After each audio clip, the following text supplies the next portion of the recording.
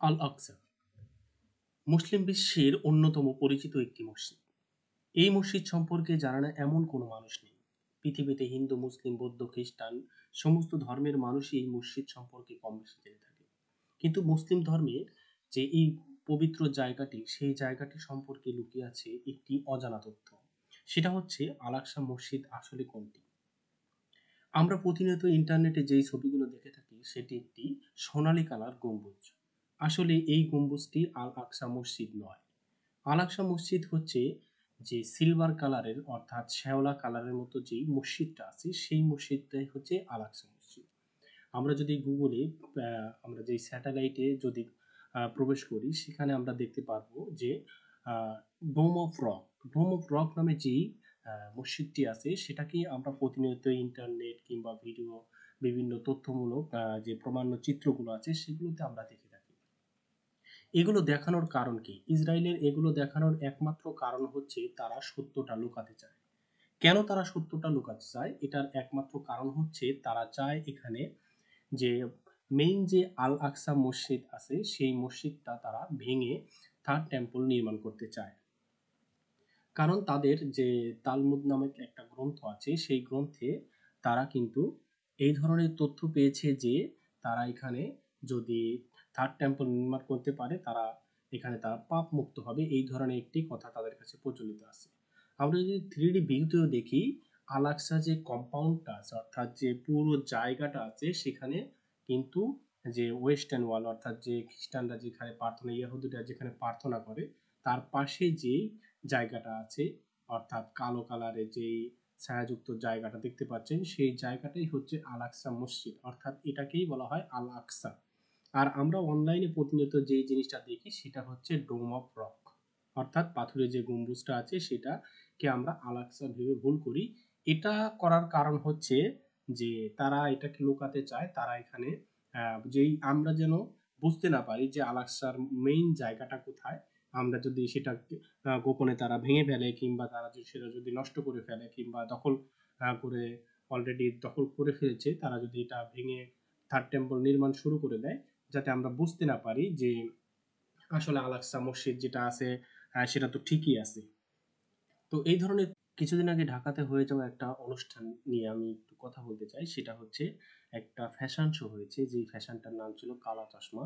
অর্থাৎ সানগ্লাস সম্পর্কে, অর্থাৎ গ্রীষ্মকাল এখন চলতেছে যে অর্থাৎ গরমের কাজে ব্যাপক পরিমাণ মানুষ সানগ্লাস ব্যবহার করতেছে কিংবা পর্যটকরাও এই ধরনের সানগ্লাস ব্যবহার করতেছে যার কারণে এই ফ্যাশন শোটা তারা করেছে। তো এই ফ্যাশন শোতে কিছু সানগ্লাস ইউজ হয়েছে বাংলাদেশে। সেই সানগ্লাসগুলো হচ্ছে থার্ড আই।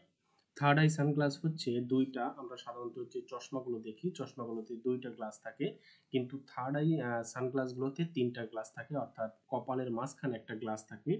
তো এই গ্লাসটার ডিজাইনটা কোথা থেকে উৎপত্তি হলো, একজন ডিজাইনারই জানে যে এর পিছনের গল্পটা আসলে কি। প্রত্যেকটা ডিজাইনের একটা গল্প থাকে, সেই গল্প থেকেই কিন্তু একজন ডিজাইনার উৎসাহ পায় এবং সেখান থেকেই সেই ডিজাইনগুলো করে। তো সেক্ষেত্রে এই গ্লাসগুলো, এই সানগ্লাসগুলো কোথা থেকে উৎপত্তি হলো আমাদের মুসলিম সমাজ যদি জানতো তাহলে কিন্তু তারা এগুলো ব্যবহার করতো না কিংবা তাদের সন্তানদের কিন্তু এগুলো ব্যবহার করার জন্য উৎসাহিত করতো না। তো এই বিষয়টাই আমি আপনাদের কাছে ক্লিয়ার করতে চাই যে এই থার্ড আই সানগ্লাসটা আসলে উৎপত্তি কোথা থেকে হয়েছে। তো এখানে দেখতে পাচ্ছেন আপনারা থার্ড আই সানগ্লাস, এই সানগ্লাসের মাঝখানে একটা চোখ বসানো আছে।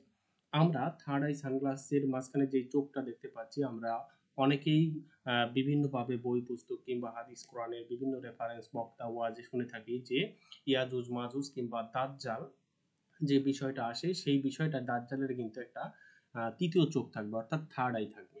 তো তারা এখানে কিন্তু এটাই উপস্থাপন করেছে, শুধু এটাই উপস্থাপন করে নাই। তো থার্ড আই দ্বারা কিন্তু তারা এই তৃতীয় চোখ দ্বারা কিন্তু এটাই বোঝানোর চেষ্টা করেছে, এটাই তাদের মূল যে উৎসাহ, ডিজাইনারের যে মূল উৎসাহ সেটা কিন্তু সেখান থেকে সে ব্যবহার করেছে। পুরো চশমাটা আপনি যদি লক্ষ্য করে দেখেন যে এখানে একটা মাশরুমের ছবি দেওয়া আছে অর্থাৎ দুই পাশে দুটো মাশরুম দেওয়া আছে। তো এই মাশরুমটার পিছনেও কিন্তু একটা গল্প আছে। এই মাশরুমটা হচ্ছে আপনারা যদি ইজিপ্ট সম্পর্কে জানেন যে ইজিপ্টের দেবতা কারা কারা ছিল, ক্লাস 9-10 এর বইতেও কিন্তু আমরা পড়েছি যে ওরিসিস নামের একজন দেবতা ছিল তাদের। তো এই ওরিসিসের কিন্তু আরেকটা যে কাল্পনিক রূপ সে হচ্ছে মাশরুম। আপনারা যদি অনলাইনে সার্চ করেন, কিংবা এখন সবচেয়ে সহজ উপায় হচ্ছে, আপনি যদি কোনো প্রশ্নের উত্তর না জেনে থাকেন সেক্ষেত্রে কিন্তু আপনি ChatGPT যেটা আছে, তারপর DeepSpeak নামে একটা এআই আছে, বিভিন্ন ধরনের এআই সফটওয়্যার আছে, এআই টুলস আছে, গুগলে ফ্রি টুলস আছে, সেগুলো থেকে আপনারা যদি সার্চ করেন কেন হচ্ছে, তো সে কিন্তু আপনাকে কিছুটা হলেও ধারণা দিতে পারে, কিংবা আপনি কিন্তু বিভিন্ন বইপত্র আপনি পড়তে পারেন, সচেতন হতে পারেন, আপনার সন্তানকে পড়াতে পারেন।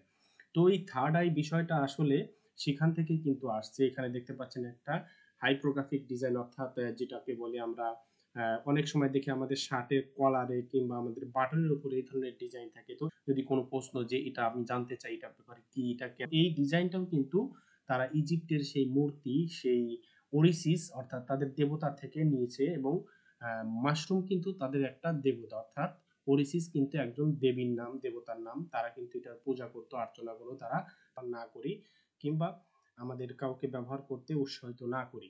এটার কারণ হচ্ছে তারা চায় এটাকে সহজ করতে। কি কারণে সহজ করতে? আমরা যেন থার্ড আই, দাজ্জাল, এগুলো একটা স্বাভাবিক প্রক্রিয়া।